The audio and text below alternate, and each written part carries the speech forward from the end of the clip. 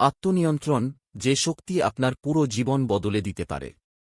জীবনে সফল হতে মানুষ অনেক কিছু করার চেষ্টা করে। কেউ কঠোর পরিশ্রম করে, কেউ নতুন নতুন পরিকল্পনা করে, কেউ প্রতিদিন নতুন লক্ষ্য ঠিক করে। কিন্তু আশ্চর্যের বিষয় হল, সবাই সফল হয় না। কেন হয় না? কারণ জীবনে সফলতার জন্য শুধু পরিশ্রমই যথেষ্ট নয়। শুধু পরিকল্পনা থাকলেই হয় না।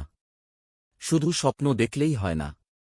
সত্যি বলতে সফলতার পিছনে যে শক্তিটি সবচেয়ে বেশি কাজ করে সেটি হল আত্মনিয়ন্ত্রণ বা সেলফ কন্ট্রোল। একজন মানুষ যতই প্রতিভাবান হোক, যতই বুদ্ধিমান হোক, যতই কঠোর পরিশ্রমী হোক, যদি সে নিজের আবেগ, নিজের চিন্তা এবং নিজের আচরণকে নিয়ন্ত্রণ করতে না পারে, তাহলে সে দীর্ঘমেয়াদে সফল হতে পারে না। কারণ জীবনের সবচেয়ে বড় যুদ্ধটা বাইরের পৃথিবীর সাথে নয়। জীবনের সবচেয়ে বড় যুদ্ধটা হয় নিজের ভিতরের সাথে। আমাদের ভিতরে সবসময় দুটি শক্তি কাজ করে। একটি শক্তি আমাদের সামনে এগিয়ে যেতে বলে, আরেকটি শক্তি আমাদের থামিয়ে দেয়। একটি শক্তি বলে, আজ কাজ শুরু করো, নিজের লক্ষ্য পূরণ করো। আরেকটি শক্তি বলে, আজ না, কাল থেকে শুরু করব।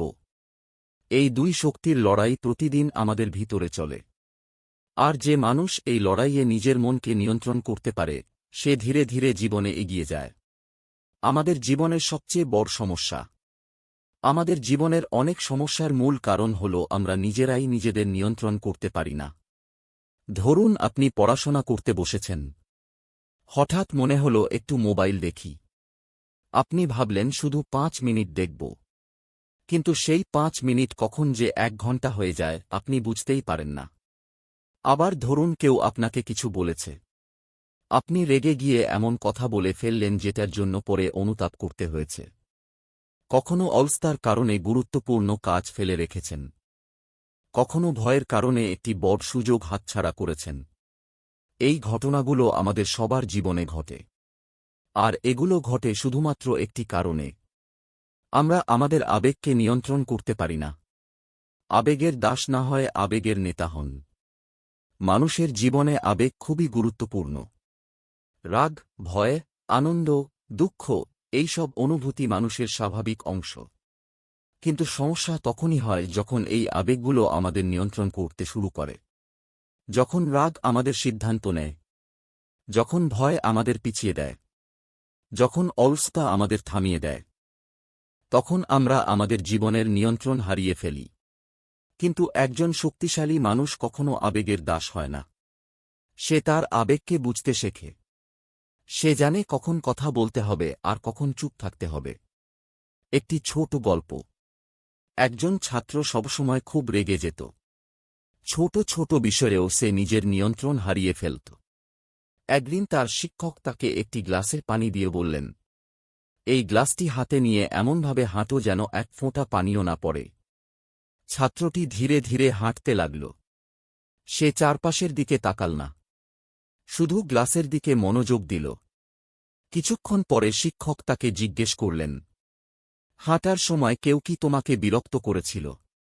ছাত্র বলল, হয়তো করেছে, কিন্তু আমি খেয়াল করিনি। শিক্ষক তখন বললেন, জীবনও ঠিক এই গ্লাসের মতো। যদি তুমি তোমার লক্ষ্য ধরে রাখতে চাও, তাহলে চারপাশের শব্দের দিকে নয়, নিজের লক্ষ্যেই মনোযোগ দিতে হবে। এই গল্পটি আমাদের একটি বড় শিক্ষা দেয়। জীবনে অনেক শব্দ থাকবে। অনেক মানুষ সমালোচনা করবে। অনেক বিভ্রান্তি আসবে।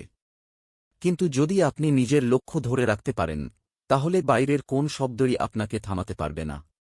3 সেকেন্ডের শক্তি। গবেষণায় দেখা গেছে আমাদের মস্তিষ্ক মাত্র কয়েক সেকেন্ড সময় নেয় কোন সিদ্ধান্ত নেওয়ার জন্য।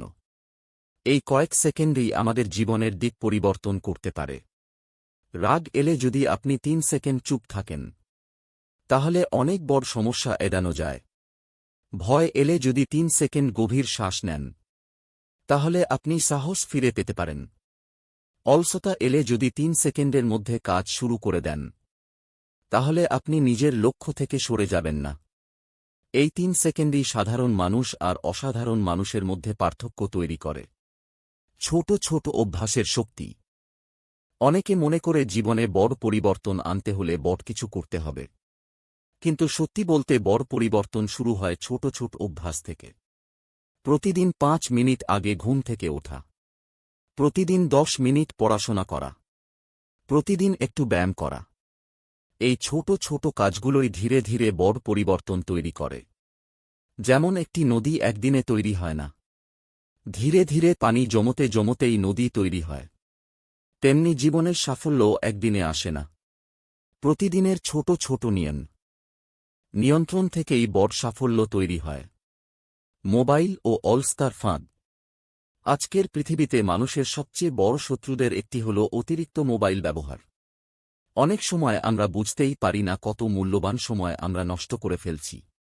একটু সোশ্যাল মিডিয়া দেখতে দেখতে ঘণ্টার পর ঘণ্টা কেটে যায়।